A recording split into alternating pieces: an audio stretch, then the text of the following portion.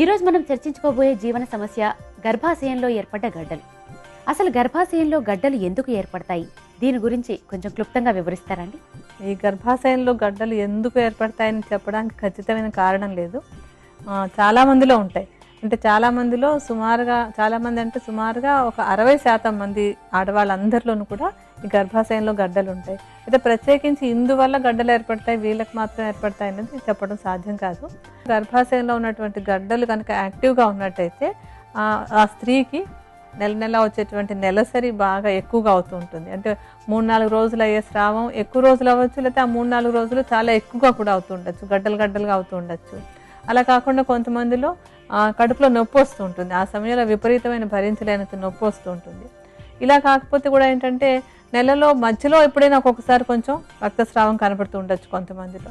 ఇలా అధిక రక్తస్రావం కానీ కడుపులో నొప్పి కానీ లేకపోతూ ఉంటే ఆ గడ్డల గురించి పెద్దగా పట్టించుకోవాల్సిన అవసరం లేదు, అది ఒక వయసులో.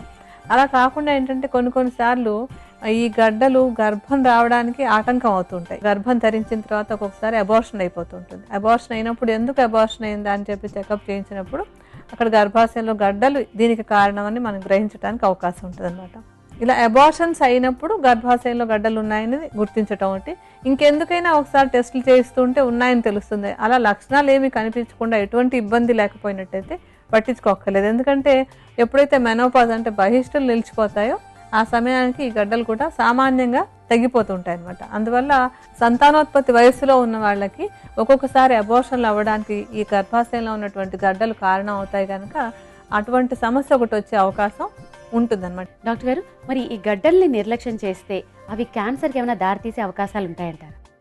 ఏంటంటే ఫైబ్రాయిడ్స్ అని చెప్పే గడ్డలు, రకరకాల గడ్డలు ఉంటాయి. ఆ గడ్డలన్నింటిలోనూ ఫైబ్రాయిడ్స్ అని చెప్పే, ఇప్పుడు మనం మాట్లాడుకునే గడ్డలు ఫైబ్రాయిడ్స్ అంటారు అనమాట. ఊరికే లోపల మాంసం కండరంతో ఏర్పడే గడ్డలు ఇవి మాత్రం 90% మందిలో ఎటువంటి ప్రమాదానికి అంటే క్యాన్సర్కి దారి తీయవు.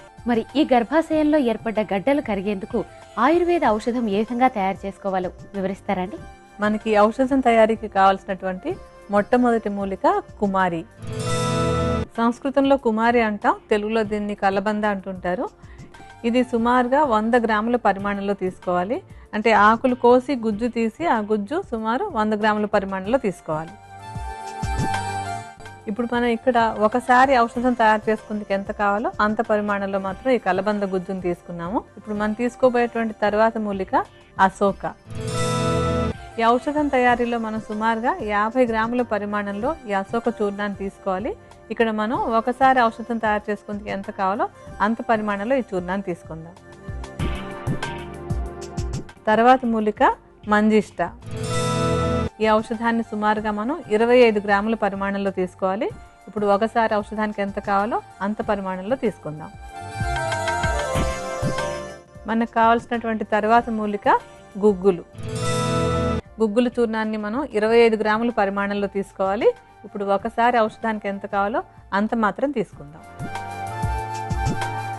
ఇప్పుడు ఔషధం తయారీకి కావాల్సినటువంటి మూలికలన్నీ సిద్ధంగా ఉన్నాయి కదా, వీటన్నింటినీ బాగా కలుపుకుందాం.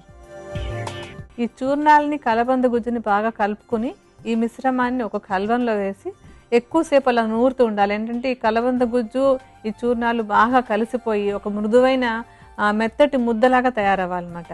ఆ ముద్దలాగా తయారైన తర్వాత వాటిని శనగగింజంత పరిమాణంలో మాత్రలాగా చేసుకుని దాన్ని నీడలో ఆరబెట్టుకోవాలి. ఆరిపోయిన తర్వాత ఆ మాత్రలను తీసి ఒక డబ్బాలో భద్రపరుచుకొని వాటిని ఉదయం 2, రాత్రి 2 భోజనం చేసిన తర్వాత తీసుకుంటున్నట్టయితే నిదానంగా ఈ గర్భాశయంలో ఉన్నటువంటి గడ్డలు కరిగిపోతాయి.